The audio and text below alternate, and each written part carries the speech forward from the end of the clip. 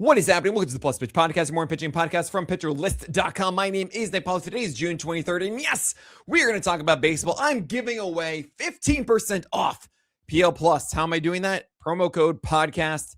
Go sign up today. You also get 15% off PL Pro, and we have our Pro Dashboard coming out very soon this summer. I cannot wait. You get to import all of your fantasy teams, get to see our PL ranks with it, get to see Process Plus for all the players on your free agency, and so many more things. Is putting it into a beta right now with so many features that we're going to be adding throughout the offseason. Can't wait to tell you more about it. So get 15% off PL Pro and PL Plus right now with promo code podcast. Jake Bennett is the guy we got to talk about today. 6 innings, 0 runs, 4 0 walks, 9 strikeouts, and just 72 pitches with 15 whiffs against the Rockies in Coors. So that means he gets the gold star. And yes, he is a swatch. He is a lefty with a tight changeup, where it's 93 miles per hour on fastballs upstairs, and then you have changeups coming down. He also does it at 7+ feet of extension. There's also a guy that we're going to talk about later on in this podcast that had 7.4 feet of extension out of nowhere, but it's not Jake Bennett. Jake Bennett has those two qualities. He threw 32% of his fastballs in the zone against righties. However, he had far more strikes on it at a 65% strike rate. Amazing. And I just wish that Jake Bennett had something else. Jake needs a slider or a sweeper or a cutter that he can really buy into against left-handers, as he threw 3 of them, 2 for whiffs. They were all out of the zone. I think the Rockies really shouldn't have swung at those that were out of the zone. I need to see a little bit more, and the Yankees are next. That is the biggest issue. Why? Because they're going to throw a lot of lefties against Jake Bennett, and this is a lot of righties. So I don't know if that one's going to work out. I'm going to keep a close eye on Jake against the Yankees, and if he's showcasing skills to get out lefties effectively, then I would be in thereafter. Kyle Bradish, oh my gosh, 2 straight starts now. 2 of that adorable, beautiful, hot curveball and slider. Oh man, it is great. 88, 89, 85, 86. Those are the velocities of those 2 breaking balls, which are about 1 to 2 ticks higher than they used to be. And he went 8 innings on 101 pitches against the Angels. I mean, yes, the Angels, I know this, but it was shutout ball with 6 hits, 1 walk, and 9 strikeouts. That is the good stuff. We are back right now. And now, of course, easier matchup. I get it. But man, if he's throwing those breaking balls that effectively, things are good. Oh, also, I should mention the 4-seamer to lefties. This is the pitch that he throws too much in the zone often, and they love to hit this pitch. Yeah, 6 of them thrown, and all of them were up. And he did not get burned once on it. I love it. I love it. Brady Singer I also love too. Man, I've been giving him nothing this year. I've been saying, no, do not touch Brady Singer. And look, for 12 starts, he gave you 1 that was good across the board. But now Brady Singer is giving you 3 straight. And that's 15 starts now. 3 of the 15 games have been beneficial to you, all the last 3. Terrible sentence. 7 innings, 0 runs, 2 hits, 2 walks, and 7 Ks. A much better sentence. 39% CSW here and 106 pitches. I know, surprisingly, this is not good enough for a King Cole at 39% CSW. We'll talk about that guy later. But this was textbook Blake Snell blueprint, 2 left-handers. And it was sinkers up and mid, but up mostly. Well, the slider and the super were just gorgeous down and in town. Oh my gosh, they combined for a 39% CSW between them to lefties. Yeah, that's good enough for me to start him against the lefties as a questionable start. Not necessarily as a probable, but just it's good enough to be like, okay, you're back on the menu. Is Michael King back on the menu against Atlanta? He certainly looked like it. He got the win, 7 innings of 0 runs, 6 hits, 0 walks, and 5 Ks. However, he gets the Dodgers twice, and the changeup that was the most effective pitch here, 23% swing strikes, 59% strike rate. The sweeper was a good called strike offering, but I'm not really buying the fact that King was locked in and we should take off his tiara and replace it with a crown. I want to see another start here of dominance, if not 2, and he gets the Dodgers. This is really a test. I don't think he's ready for it. So even though that Michael King returned 5 strikeouts, which is more than his last 2 starts combined. Yes, it was 4 in those last 2 starts combined. Yeah, even still, I think I would bench against the Dodgers next. Speaking of the Dodgers, you have Eric Lauer. This is insane. This is absolutely insane to me. 6 innings, 0 runs, 6 hits. 6 innings of 0 runs, 0 hits, 3 walks, and 2 strikeouts. And yeah, 3 whiffs. Okay, it's 18% CSW. What? He went 6 no-hit frames in 3 whiffs? I mean, this is Koufax being Koufax. 16 out of 16 outs in play. I just no. No. He did locate well. I do want to give him that. The four-seamer was really good upstairs to right-handers. Changeup was underneath it a bit. Lots of weak contact, fine, but 16 out of 16, and now you get to go to Sacre Verde?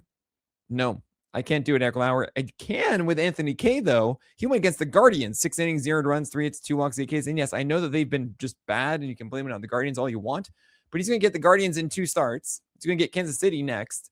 And this was a game where his sweeper was really good against left-handers and right-handers. He threw it 30% of the time, and he had a 27% swing strike rate on the pitch.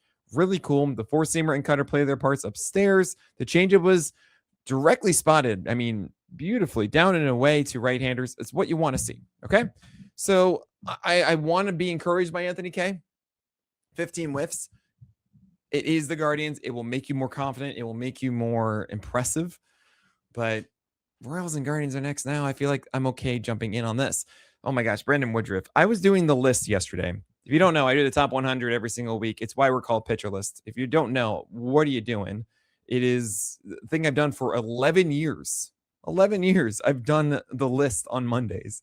And Brandon Woodruff was in the 50s, but he was pitching as I was putting it out, and I instantly rose him 20 spots to 32 because he went 10 Ks in this still ill outing with 0 runs in 6 innings, 1 hit. I mean, insane. 0 walks. By the way, this day was just a day of amazing pitching. Like, really, just so many good lines. And Brandon Woodruff here surprised me a ton.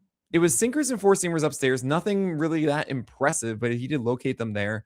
The cutter was pushed aside, and I just, it was strange.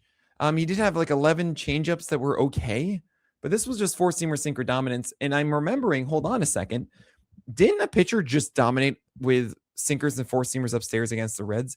He did. It was Cam Schlittler. Oh, come on, Nick, that's different. Well, yeah, he is obviously better, but he also was throwing four-seamers and sinkers upstairs and having success against right-handers. The Reds, maybe we bring back the Reds carpet just a little bit, fellas. This was in Great American Ballpark, too. And again, when Ellie comes back, maybe that's all different. I don't know. Woodruff, you want to roll with him, it's fine. You want Foster Griffin as well on your teams. I mean, he's been a Toby this year, but this was 7.1 innings of 1 run, 4 hits, 0 walks, and 9 strikeouts against the Phillies. Did you realize that Foster Griffin has a 3.15 ERA, 106 whip, and a 24% strikeout rate? Yes, obviously those 9 Ks and 16 whiffs here, you push that up a bit, but if he holds that, he's not a Toby. That's a Holly. Man, one of the best pickups he could have made all year. And if you remember, 10 points for Griffin War suggested he might be this kind of guy, but not even this good earlier on in the season. I hope that you've held on to Foster Griffin. Michael Wacha, if you held on to him, you were rewarded with 7 innings and 1 run, 6 hits, 1 walk, and 5 Ks. This is after 4 starts of just not doing well. He was against the Rays, though, and now he's going to get the White Sox. I don't really think this was prime Wacha. The changeup wasn't low. The rest of his arsenal just kind of filled the zone, and then the poor offense obliged, right? I think that it would be a little scary against the White Sox, so I'd hold off if I could. Andre Pilate against the Snacks was a considerable option for a streamer. I eventually went with Anthony K, but I was being between him and Andre. If you went with Andre, you got to win of 6 innings, 1 run, 6 hits, 0 walks, so you're happy with that, but just 2 strikeouts. And he did go inside with the four-seamer to lefties. The slider was not nearly as good as we've seen. And we also saw the sinker and slider generally be okay against right-handers. I mean, Koufax helped a ton, obviously. He'll get the Marlins at home next. So fine. We keep rolling with that. You have Framber Valdez finally doing the thing we've wanted him to do. Yes, it's the curveball. And he did it against the Yankees and he got a win. You might have been terrified. You might have said, no, I don't want to start Framber Valdez against the Yankees. He's been so bad. But it doesn't matter because Framber Valdez does as he does regardless of the opponent. This is what a lot of cherry bombs are like. If they execute what they do, they will have success. And if they don't, well, yeah, they don't. So this was 6 innings, 1 run, 4 hits, 2 walks, and 8 Ks. And the hook was back We had a 40% CSW with the pitch across 63% strikes. And normally we've been seeing like 47% strikes, 52% high strike rate, lots of CSW, 5 over 30 whiffs, and 5 strikeouts. Thank you so much, Valdez. And guess what? Now he gets to host the Astros next. He's going to do it. He's back. I feel good about it. Alan Rangel is someone you should know about. Not Grant Holmes. 4.2 innings of 1 run, 3 hits, 5 walks, and 4 Ks. No, this is a real estate broker from like 2009. You don't want to sign up for this. But Alan Rangel, maybe you do. I'm going to talk about him and so many others like Gavin Williams and Zebby Matthews. What happened to Hunter Brown and Garrett Cole? Tell you all about that after this break. Alan Rangel. So let me explain this. He was open 4 in this against the Nationals. 5 innings, 1 run, 5 hits, 0 walks, and 4 Ks. This is so cool. Alan Rangel does something that I've not seen for a long time. He throws a screwball. And I'm going to show you right now what is a screwball as I use my ridiculous ball here that thank you so much for sending my way. Alan Rangel throws a screwball because he throws at such a high arm angle. It's like one of the highest in the majors. And to throw a screwball, essentially what you need to do is, I call it, you have to walk like an Egyptian throwing a curveball. So if you throw a curveball, if you're watching on YouTube right now, you will understand. So definitely go and do that and make sure you like and subscribe, of course. But when you throw a curveball, let's just think about it from straight over the top, right? Here I am with my right hand going straight down. Now you take your arm and you all of a sudden do a walk like an Egyptian thing, okay? And what that means is now my wrist is totally turned the other way, and I'm throwing it like a reverse curveball, as if it's a curveball from the opposite arm. And Rangel, being so over the top, is throwing this curveball at such a degree that it's turning over, and it's a reverse curveball. The movement profile on this at times had more horizontal than his four-seamer. And his four-seamer isn't the biggest cut thing ever. It's positive horizontal on a curveball. Unbelievable. And it's not that good. I mean, look, it has 20 inches of break. That's awesome. It's at 72 miles per hour. It's a big boy. It surprised a couple of them, sure, but it is not a consistent offering. Of course not. It's just too big to win. And so it means that Rangel is really this 92 mile per hour four-seamer guy and his 80 mile per hour changeup. And that's good. I mean, the 92 is kind of weird. It has a lot of vert, but it's the highest arm slot, save for maybe a Savage, but I feel like he's even higher than you Savage. Also, that explains the reverse slider a little bit, doesn't it? Anyway, with Rangel, it could work because he has an Estrada changeup. It is like 80 miles per hour. It just dies. The thing is, he's leaving too high up at the moment. It makes me a little uncomfortable. It worked against the lefties of the Nationals. They didn't really know what they were dealing with. And he's going to get the Mets next. And if he continues to have an opener, Rangel can make it work. He was someone I circled at the beginning of the year as the replacement for Taijuan Walker and or Andrew Painter. And honestly, for the Phillies, it's been incredible where no one got hurt. They just had to move on from Taijuan Walker, but Luzardo and Wheeler when he came back, and Nola and I already say Luzardo and Painter, and there's someone I'm obviously forgetting. And Christopher Sanchez. But yeah, Rangel has been the guy for a while. It's kind of cool to see him finally appear in June. I'm curious how this will go. There is a slider to right-handers at 84, but it's like just dancing with the disco and not really anything to write home about. It's really about the changeup here. You have Hunter Brown getting removed after 3 innings. What? Oh my gosh, is he hurt? Well, no. It was just the fact that he threw 85 pitches. And it was a prime example of why I think that put away rates and 2-strike rate are imperative for you to understand what happened in a game. So 2-strike rate, and I'm talking about the at-bat level. There are 2 versions of it. There's the 2-strike rate of a single pitch. That means how often is he throwing it when he's in a 2-strike count, right? Or you could say even as in 2 ways, relative to all the pitches or its own pitch. That is when he throws a slider, is it in a 2-strike count? Or then when he throws of all the pitches, how many of them are sliders? It's fine. Don't worry about that. At the at-bat level, 2-strike count is how many batters did you face that saw a 2-strike count. And then a put away rate is how many of the batters who were in a 2-strike count actually struck out. So you can't have strikeouts if you don't get the 2-strike counts. That's the first one. And then when you get to them, are you efficiently actually getting that third strike? Are you doing that? Or are they getting hits or walks or whatever, or outs on 2 strikes instead of strikeouts? Okay, cool. Hunter Brown, what did he do? 88% of the batters he faced got the 2-strike counts. And I'll tell you this, when you see 3 innings with only 1 run, that doesn't surprise me, because the next stat should be a very low put away rate, and it is. He only had around 27% put away rate, so for 4 strikeouts. And if he had a higher put away rate, this would not have been the case. He would have ended those at bats quickly. He got to he had 2 batters that he walked with full counts, and then he had a hit by pitch on a 1-2 pitch. I mean, it's just, his overall put away rate, that is when he threw a 2-strike pitch, how often the time did it return a strikeout? It was an 11% mark. Okay, that is 1 in 9. That is so bad. That is so bad. So that means it was 4 over 36. He threw 36 2-strike pitches, and only 4 of them got the strikeout. Come on. That is not going to happen. Don't worry too much about Hunter Brown. It was just one of those days where he just could not finish his batters. You have Zebby Matthews doing well against the Dodgers. If it weren't for Jake Bennett getting the gold star, it would have been Zebby Matthews, because it was the Dodgers and went 6 innings of 2 runs.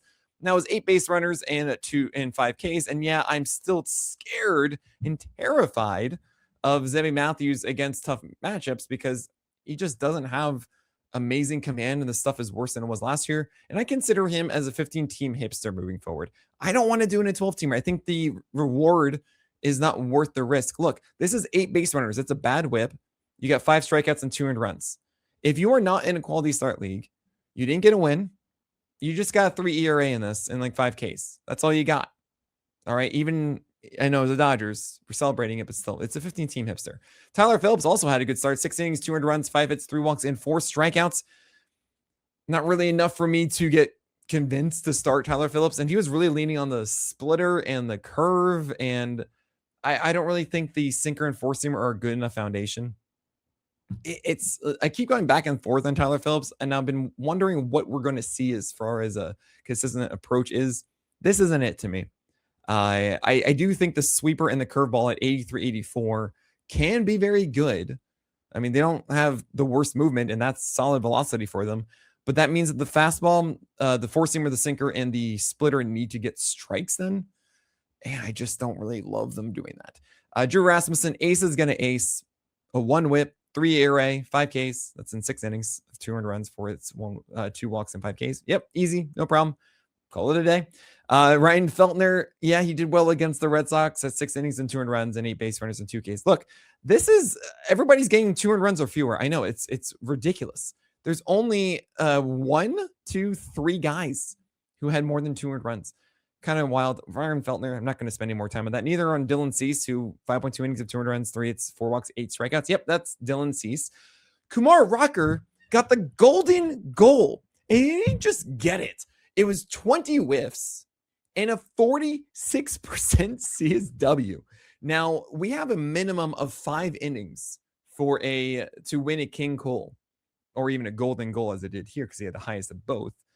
And he did that on the dot at 76 pitches. So it's easier to see the 46% CSW if you have fewer pitches thrown. Of course, it's harder to maintain that through like 100. But 5 innings of 2 earned runs, 5 hits, 0 walks, and 9 strikeouts is remarkable, to say the least. I actually removed him from the list before the start, I stated, quote, he doesn't have enough upside. Why are you listening to me? Why are you listening to this podcast? Okay, look, he went dancing with the disco with his slider. I mean, really, it was 51% slider usage and had a 51% CSW. 17 over 39 whiffs. And you know what happened? The Marlins decided to go fishing, which I think is a hilarious statement. But they just swung a ton, especially their lefties, at all these sliders from Rocker down, and it was just a field day. It was like Marlins in a barrel for Kumar Rocker. So if you want to take a chance against the Jays, sure, by all Johns, do that. I wouldn't. I don't know. I think Kumar Rocker had a fun day throwing that slider down to lefties and he went after it. It's not a sustainable thing. Gavin Williams went 5 innings and 2 earned runs, 5 hits, 1 walk, and 8 strikeouts. We love this. This is after 3 games of looking bad, essentially, or at least worse.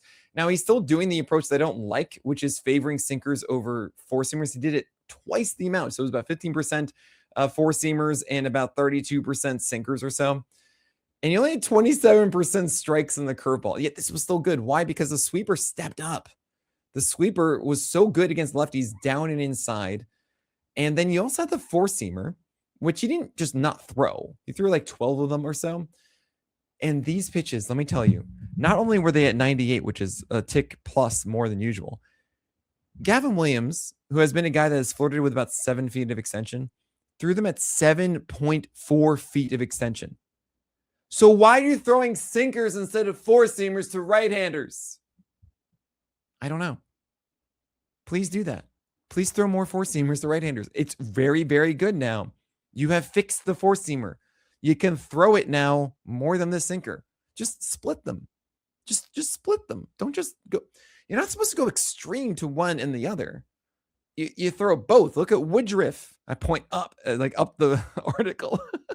But seriously, Gavin Williams, I mean, I think this is still part of the process, but something clicked and get excited about it. Merrill Kelly was really bad last time out. We're like, do we do Merrill Kelly? Do we hold on to this? Do we not? This is a very, very poor quality start. 6 innings, 3 earned runs, 7 hits, 3 walks, 2 Ks. Yes, we've entered 3 earned run territory. And it's a Wonka if you don't have him in a quality start league, right? Wonka being you get nothing. Those 2 strikeouts. He's a Toby. That's all there. Sam Aldegari went 4.2 innings of 5 earned runs, 5 hits, 1 walk, and 3 Ks. No thanks. You don't want to do that. Now, then there's Garrett Cole. And Garrett Cole went 4.1 innings of 5 earned runs, 9 hits, 1 walk, and 5 strikeouts. Man, he had the worst ERA of all pitchers today. I can't believe that. Garrett Cole did. And what's wild is we've seen the same story.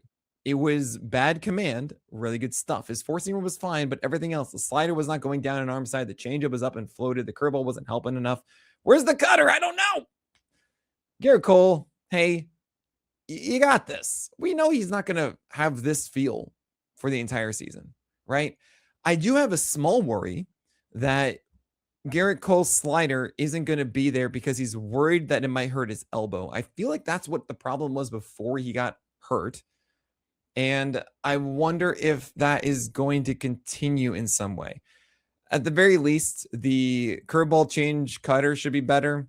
And look, we talk about all the time, command is the last one to come back. It'll be fine.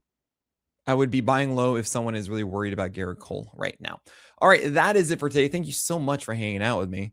Make sure you get 15% off PL Pro or PL Plus with promo code Pitcher List. Nope, with promo code podcast. With promo code podcast, I don't know. Just use the code. And that's going to do it for today. So make sure you use promo code podcast to get 15% off PL Pro Plus or PL Pro yearly. That is on it anyway. So that is it for this episode of the Plus Pitch Podcast. Make sure you get 15% off PL Pro or PL Plus with promo code podcast. And that is it. So my name is Nick Pollock, and may your BABIPs be low and your strikeouts high.